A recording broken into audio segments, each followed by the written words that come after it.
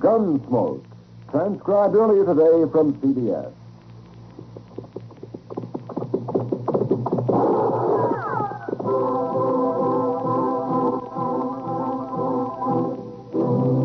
Around Dodge City and in the territory on West, there's just one way to handle the killers and the spoilers, and that's with a U.S. Marshal and the smell of Gunsmoke.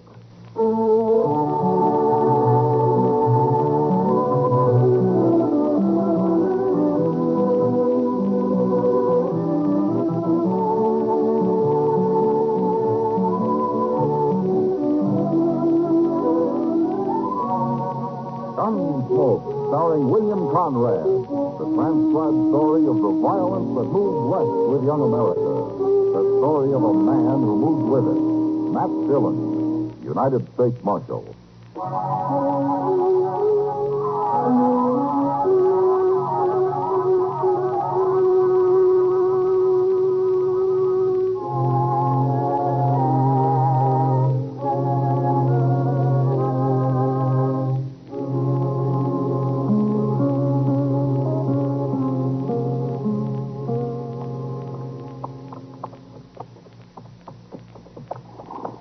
Look up ahead there, Mr. Dillon. Somebody's gone and left his wagon right out on the prairie.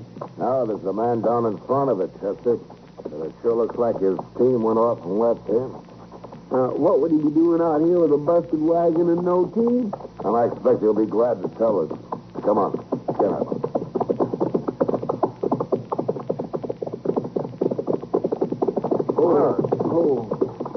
What? It's Mike Blocker. Yeah. Hello, Mike. Hello there. Well, it's a poor fix for a man to be in the day before his wedding, Mike. Sure is. Well, it'll keep me sober, Marshal, and Matilda will appreciate that even if I don't make Dodge tonight. What happened, Mike? Where's your team? Oh, Chester, we hit a hole back there, and the whiffle tree busted, and that team... They just run off like they was glad to get shed of the whole dang thing. Well, it must have been quite a hole you hit to do this. No, not much. Look here, Marshal. The bar's been sawed, happened too. Sure. It's them boys again. What boys? Them two crazy cowboys I hired on last fall. Plummer and Webb, you mean? Yeah. They've been funning me a lot lately. You mean this is just a joke? It's what they figured, I guess. Well, it ain't much of a joke to leave a man stranded on the prairie this way, especially when he's trying to get to town to be married. Now, this ain't so bad. Just yesterday, they cut the cinch on my saddle. Good thing the bronc got loose and bucked off before I could get mounted. I wish I were as even-tempered as you are, Mike. Well, Marshal, it don't pay to get mad. No, but it seems to me Plummer and Webb are going a little far with their joke. Don't they want you to get married? I don't know. I never asked them. Oh, where are they now? Oh, they rode into Dodge this morning. Oh. They'd see me at the wedding. I had to bring the wagon so that I could carry Matilda back to the ranch.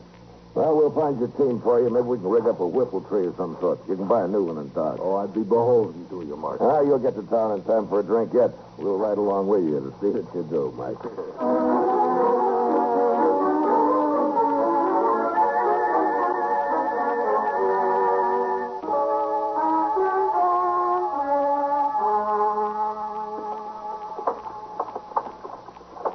You want a beer, Chester? Oh, no, sir. If you don't mind, Mr. Dillon, I think I'll go on down to the depot. The Santa Fe's about due, and I like to watch it come in. Oh, yeah. Well, I'll leave you here then. Sure do thank you, though, all the same. Well, I didn't say that I was buying. You'd have had to. I'm broke. Man has to be mighty careful of what he says around you. I'll see you later. Okay, sir.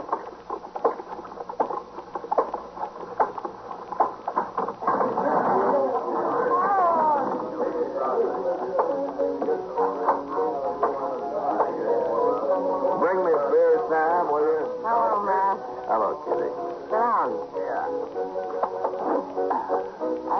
Here, if it hadn't been for you and Chester, Mike Blocker never would have got to town today. He rode in an hour ago, and you already heard about it? Matilda told me. Oh. Yeah, that's right. I forgot about you and Matilda. She's the only lady in this town who is my friend. Here's your beer. Oh, thanks, man.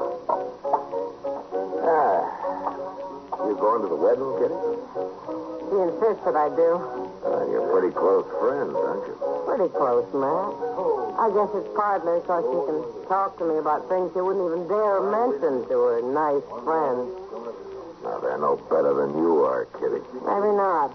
But there are more of them in the long run. That makes a difference. Why'd you want to know about Matilda and me?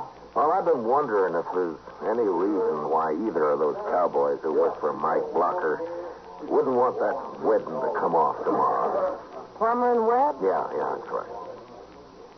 You must have some reason for wondering about it, Matt. Well, man's friends always treat him a little rough before he gets married, but these boys have carried it pretty far. It's jealousy, Matt. No? Which one? Plummer. He and Matilda used to see each other once in a while. Till she met Mike and fell in love with him. Yeah. Has Plummer threatened her? Or Mike? He's afraid of Mike in spite of his gentle temper. Yeah, he should be. But he told Matilda he'd make as much trouble as he could. What kind of trouble? Anything that'll embarrass her, I guess. Like a chivalry, but real unfriendly. Now, they started their chivalry a little early. They even tried to get Mike crippled up a couple of days ago. Oh, I didn't know about that. Well, nothing came of it, but I sure don't like to see anybody's wedding day spoiled. I think I'll look those two up and have a talk with them.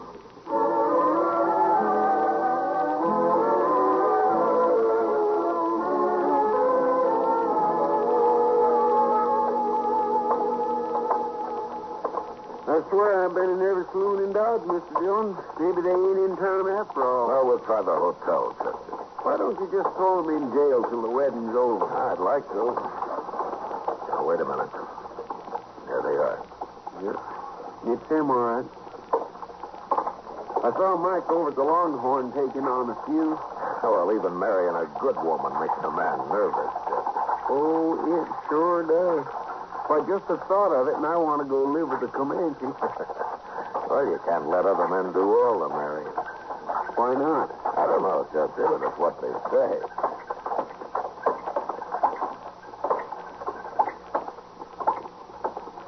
Hello, Plummer. Hello, Marshal. What's on your mind, Marshal? I seen you come all the way across the plaza. Well, I wanted to talk to you about the wedding tomorrow. Oh? You ought to be talking to Mike Blocker. He's the one that's getting married. We ain't, are we, Webb? No, we ain't. Did you think we were? All right, that's enough. You're not dealing with Mike Blocker now. You're dealing with me, and my temper's a whole lot quicker than his. No offense, Marshal. Webb didn't mean nothing. No, I didn't mean nothing. We're just in kind of good spirits.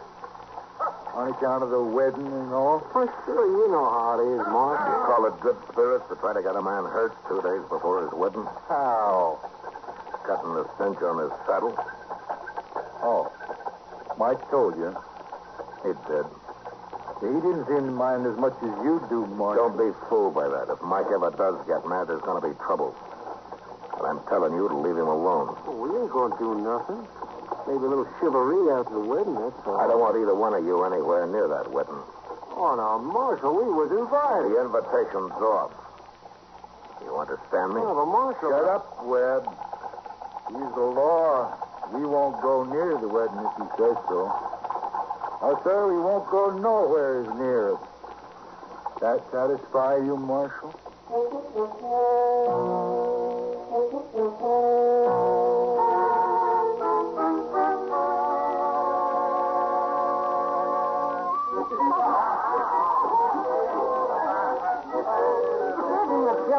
Beautiful, man. Being a bride sure does something to a woman, Kitty. It's the groom that really does things, too. Chester, you're jealous. If you'll excuse me now, I promised her I'd rush to her room and help her get packed. You should see all the lovely new clothes she has. She's been saving for years. Yeah, I know. Mike told me. He's real proud. You're going to wait around to see him off, aren't you? Yeah, we'll be here. I couldn't get Chester away from that free liquor anyway. This liquor may be free, but it ain't too stout. I'm on my third glass, and I don't feel a thing. You don't have enough blood in you to move it around, Chester. That's your trouble. Well, I'd have plenty of blood if it wasn't for old quacks like you bleeding me every time I get a cold. I never bled a man in my life, and you know it. Well, maybe you didn't, but I sure have been bled by other doctors. Don't blame me if you're fool enough to let him do it. See, you know, Matt, I've always said if people would just stand up to their doctors once in a while, it'll improve the whole medical profession. Well, you may be right, Doc. Of course I might. I'm going to go see if that jug is empty yet. Yeah, I think Mike's drunk half of it himself. Take a look around outside while you're at it, huh, Chester? For Plummer and Webb? Oh, they haven't showed up yet, but they might be waiting. All right, sir, I'll do it. Oh, it's a nice wedding. Wasn't it, Matt? Yeah, fine. I brought some ammonia along in case Mike got too weak to go through it. His entrance was a little shaky, but he got his color back about the halfway mark. Matt. Huh? Oh, what's the matter, Kitty? Matt, it's terrible. That poor girl. What's happened? It's her clothes. All her new clothes. Matt, we went to her room to get a pass, and everything's been torn to shreds. What? It's a mess. And Matilda's up there crying her heart out. Plumber, I suppose. Of course we did it. Who else would? Poor girl. You better go back to her, Kitty. And don't tell anybody about it yet. All right, Matt. Hey, well, what are you going to do, man? Find Plummer and Webb and lock them up.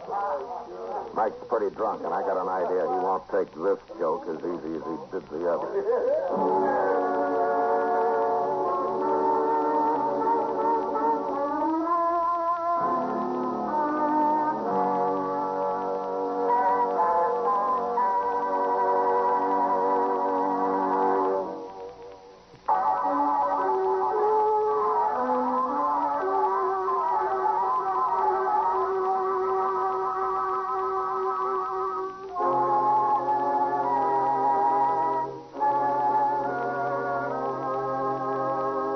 I found Chester outside, but there was no sign of Plummer and Webb.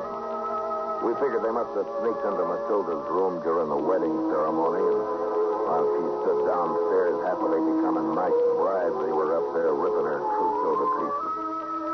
Still, I was less worried about her than about Mike. It was one thing to plague him, but to practice this cruelty on Matilda might well be the last straw. Chester and I went from saloon to saloon, but Plummer and Webb seemed to have disappeared.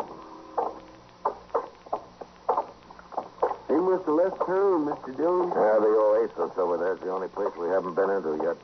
Might as well have a look. It's making pretty bold calling this place the Oasis. Oh, why? It's the poorest saloon in town. A thirsty jackass wouldn't have stopped here to sniff a rain barrel. Yeah, not if he knew his way around, he wouldn't.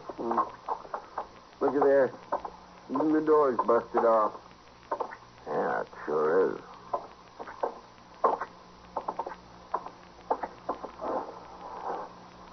Mr. Dillon, this place is a wreck. Where is everybody? There's been a fight here, Chester. Oh, there's somebody. Look at his head. He's laying funny. What? Well, that's Webb. Yeah. He got his neck broke, Chester. Where'd that come from? They're behind the bar there. Maybe it's Plummer. No, that's not Plummer. Hey, get the beer off the bar and throw it on him, Chester. Yes.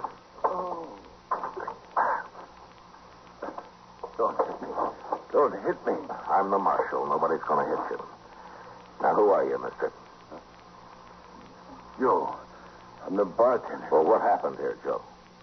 Why, that was crazy. He's still here, Marshal? No, he's gone. Who was he, Joe? The fellow that Plummer and Webb worked for. Mike something. He was awful mad, Marshal. Awful drunk, too. Where'd Plummer go? I don't know. I tried to stop it, but they hit me.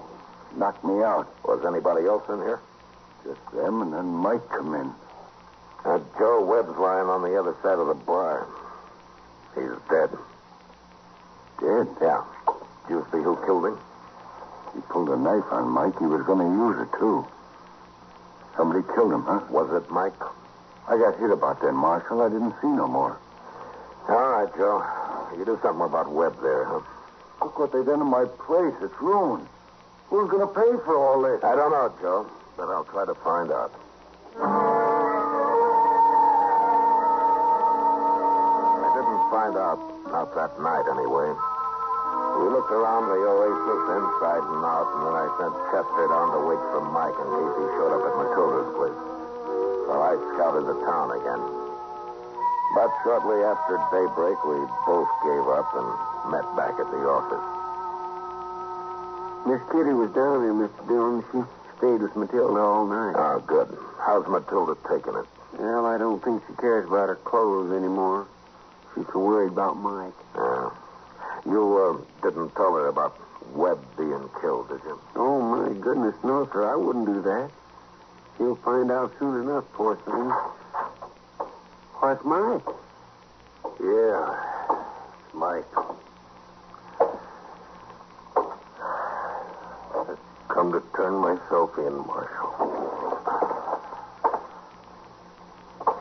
Where you been, Mike?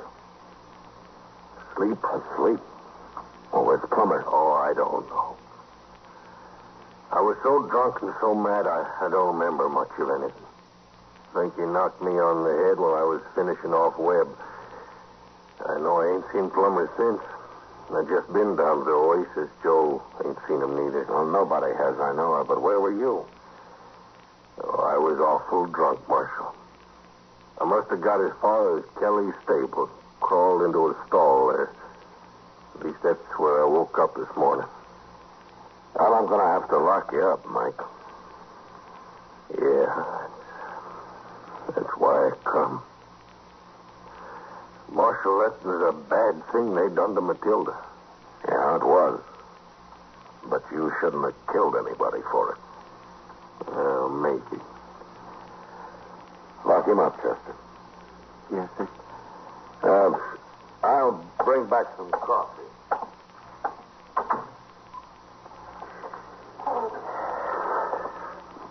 This way, Mike.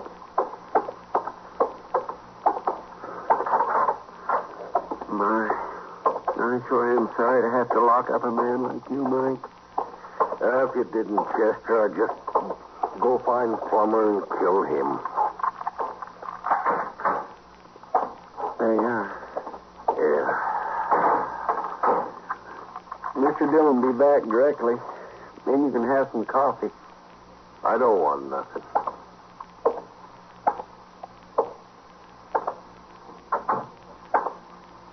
Don't move, Chester. Well, Plummer. I'll take your gun. Well, we've been looking everywhere for you. Are you glad you found me?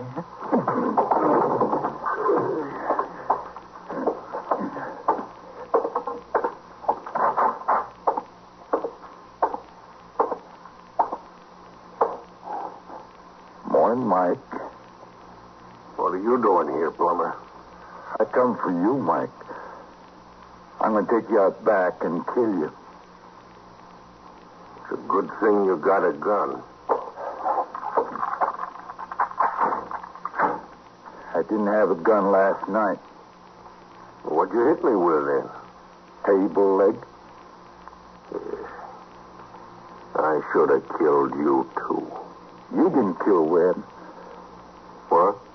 You knocked him out, that's all. What are you talking about? He's dead, ain't he? Sure, he's dead. After I hit you with that table leg, I busted his neck with it. What for? So they'd hang you for it. Well, then what are you doing here now? I've already admitted to killing him. I got to thinking, that's why. Thinking what? Well, when Doc gets a look at Webb, he'll know you couldn't have hit him that hard. Anyway, I figured you'd remember about it all. They'll hang you, Plummer. Not me. I'm going to kill you, and then I'm going to be gone to Texas. You shoot me, they'll hear you. I ain't going to shoot you. Less'n I have to. I'm going to cut you, Mike. And you won't look very good when Matilda sees you. Matilda? We was friends once, Mike. Real good friends. You know the kind. You and Matilda? I'll tell you what it was like while I'm cutting your throat. Get out of that cell now.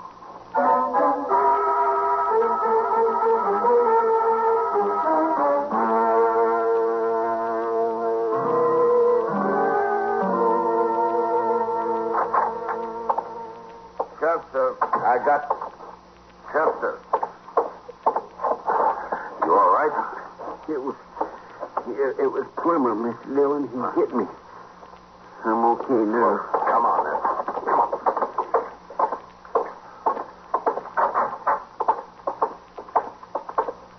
Mike's gone. Plummer must let him out. Let him out. Nothing. He's probably killed him. Let's look out back.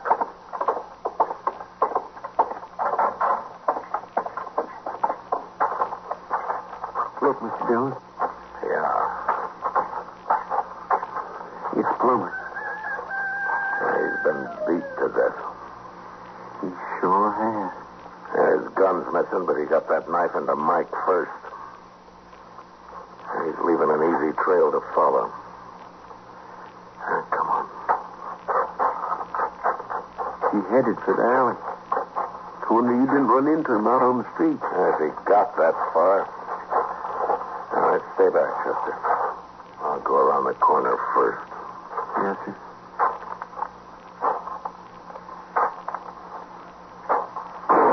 No, Mike! I got him. All right, come on.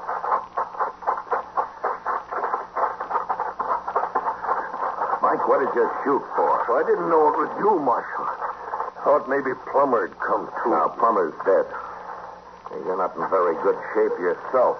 He cut me a little before I got to him. Ain't bad. But I might have killed you. Thank you for not trying, Marshal. Well, we better get you up to Doc. He'll dig that bullet out of your arm. Sure. By the way, Mike, I saw Doc a few minutes ago. He'd been down looking at Webb. What did you hit him with? Oh, Plummer killed him. Told me so.